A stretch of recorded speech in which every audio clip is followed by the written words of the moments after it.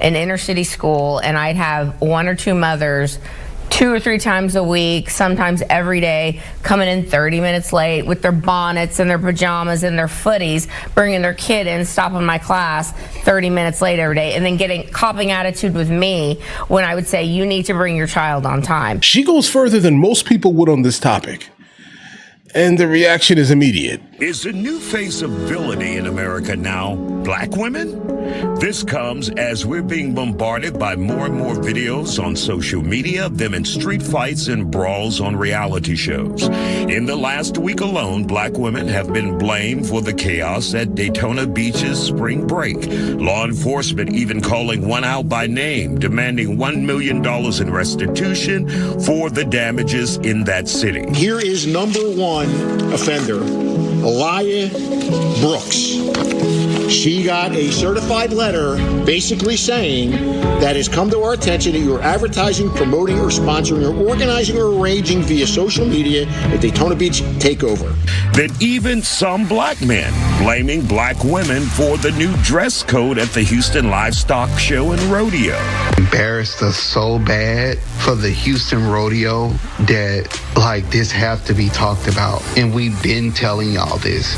We've been telling y'all that black American women, FBA women, have they ass out everywhere you go. And then there's this guy who describes black women this way on social media. What's your least favorite race to date? I want to say black girls. Black girls have great personalities, but they're apishly aggressive, apishly manly sometimes, the way they act. You feel me? No, I don't. Some say no matter how educated or successful, some black women have been constantly vilified, like politicians Jasmine Crockett and Kamala Harris. Hence, the question remains, are black women being vilified in America now? Women sometimes in the United States of America perceive that they do not have power, right? Men large scale chase after the viscous innards. Let's just be completely honest here.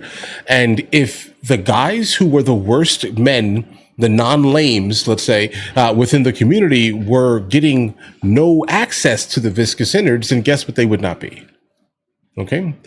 They large scale are doing whatever is needed, right, to get the attention of the women. And if the women are also not being raised with no fathers, what are you expecting large scale to happen kind of within, unfortunately, large scale black America? Now, listen, we have encountered a couple of instances where we do run into people who are excessively highly educated, right? But there's always this thing that's done to prove that you're real, right? You always have to prove that you're real, or you're no longer considered black. Hence the reason why we start seeing all of these graduation photos of doctors having to make sure that they take their portraits, with gold teeth in their mouth and all this other nonsense, guys, right? Kamala Harris decides that she's going to run for president. And then what does she decide to do at the convention? She brings Megan Thee Stallion, guys. If you don't know who that is, this is basically one of the women that, most likely influenced the other women to go to the rodeo in the manner that they did here, guys. Let's just be completely honest here. Okay. And if you want to start fixing things, stop giving the guys that are literally terrible access to your body. Have a better standard, let's say, specifically.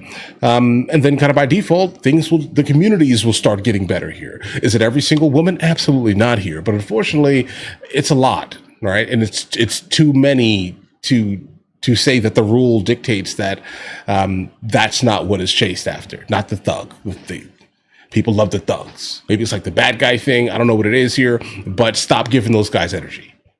It'll fix the majority of things because men just want the viscous innards, guys. And of course, we have a panel of guests here, women, important women. Let's well, yeah, you black too.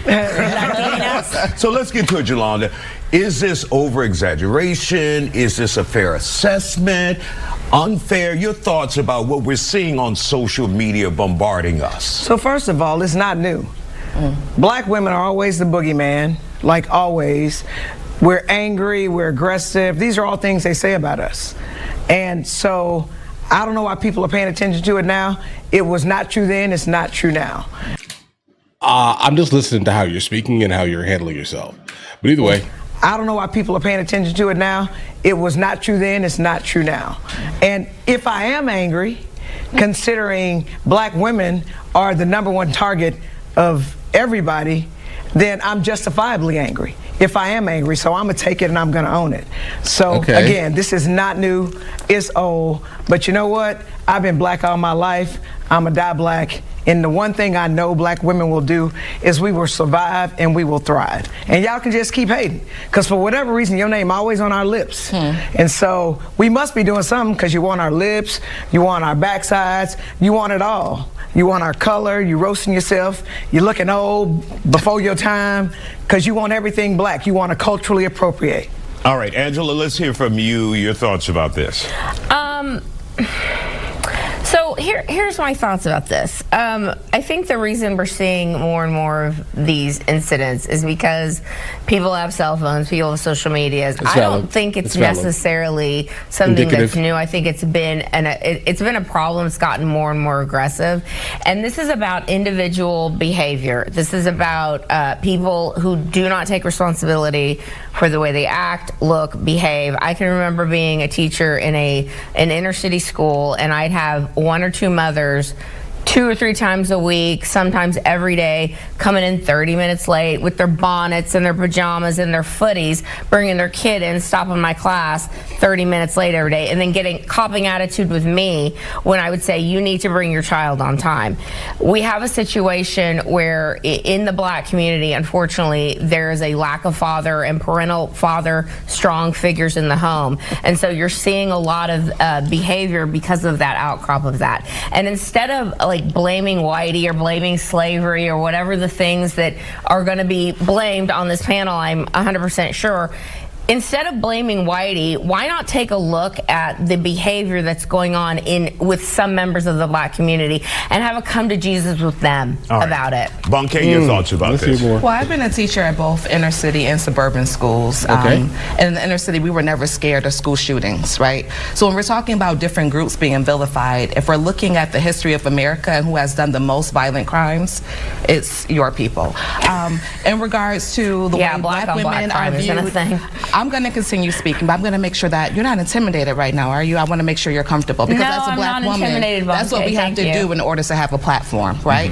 In order to be able to speak uninterrupted, you have to make sure that you make somebody else feel comfortable. So outside of what we're seeing on social media, we know that 600,000 black women have been laid off, have been pushed out of the workforce, when we continue to be the most educated group of people in this country. And if we're looking at this panel, that's also evident. All right, Carmen, let's hear from you. Your thoughts about that? She ain't lying. Okay, well, I graduated magna cum laude in a language that I just learned at the time, because I am from Venezuela. And we see the aggression in this panel with Yolanda and here to my right, and that's the problem. But now let's talk about Kamala and Jasmine Crockett. You know, Jasmine Crockett is the best example of somebody that instead of representing their community with grace is just being loud, is just being aggressive, and is dancing in the halls of Congress. And then we have Kamala, which we all know she got where she got on her knees. Her story is way long, and she just got where she got because she filled many boxes in the DEI. Let's talk about merit, not about color. As a Latina, I don't think any woman of any color with that behavior represent me as a woman.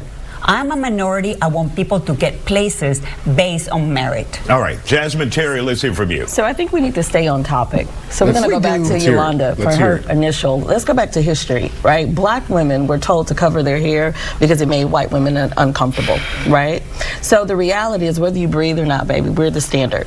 And that's what it is. The beginning and the end starts with the black woman. So regardless, whether you want to admit it or not, I think for the both of you, you stay on topic, because what you just spoke about had nothing to do with what we're talking about. Absolutely did. So we're going to go back. So we're going to Stop interrupting. Let me land. So the reality is, for the both of you to sit on the side of me and talk about aggression, what is the difference in what you're doing and what we're doing right now? Having a conversation. And yet we're the one, you you just literally called out both of these black women on the panel, and you sit here with your attitude and you have a problem, but you tell them that they're aggressive, right? Well, I have a long story with Yolanda. So we talk about it. She mad because I whooped her in the congressional race. So the black women. No, you were very let me aggressive finish, every please. time. And I've graduated magna cum That's not laude too. aggressive. Let's That's normal. Thank you so much. So as a black woman, we're going to talk about history and we're going to talk about facts. So the moment that you realize that black women are the standard in who we are and what we provide into this world and to what we give to America in general, then you need to understand that. And so the reality is everyone gaslight us and tell us who we are and, oh, you're so aggressive. No, we're not. But when you sit here, you jump behind a microphone and you're yelling and screaming and giving your attitude and what you do, it's okay, it's acceptable. Hang on a minute. Wait a minute, and you're the same person. and you a Let me teacher. finish. And you're the same Or were a person teacher. talk about calling Jasmine Crockett Miss Ratchet. She's and Representative So Ratchet. the reality is when you You're sit nasty. here, I mean, she's right pretty here, trashy, you're but- considered as being applauded for what you do, right? But the minute a black woman has an opinion and we have It something to has say, nothing to do with it's having an aggression. opinion. It has So to do I We'll with be right bullshit. back. I had to make sure I soaked all of this in here, guys. A lot's happening here. There's a lot of just like deep hate, right? Like, I mean, I think this panel kind of represents kind of, you know, what generally happens when you're encountering people who kind of know a little bit about something, if that makes any sense here, right? Like they know a little bit, so now that's the entirety of the story. It's like the Dunning-Kruger effect that generally happens here. I'm not a woman. I can't tell you how it feels to be a black American woman. I can tell you what it feels like to be me, right? I mean, I'm me. If you want to fix like a good amount of the issues, you have to have the fathers in the household here. And then obviously the woman on the end, I think her name was like Yolanda or something, she kind of scoffed at the idea that a nuclear family is intelligent, pretty much based off of, again, you know, her being in government, specifically coming from the left, pretty large scale. I can only imagine how men have no value in her worldview. The women that are on the stage are incredibly defensive because they're basically being told to their face, you know, this is kind of what things are. And then obviously it's being told to their face by someone who looks drastically different than them. So then that by default,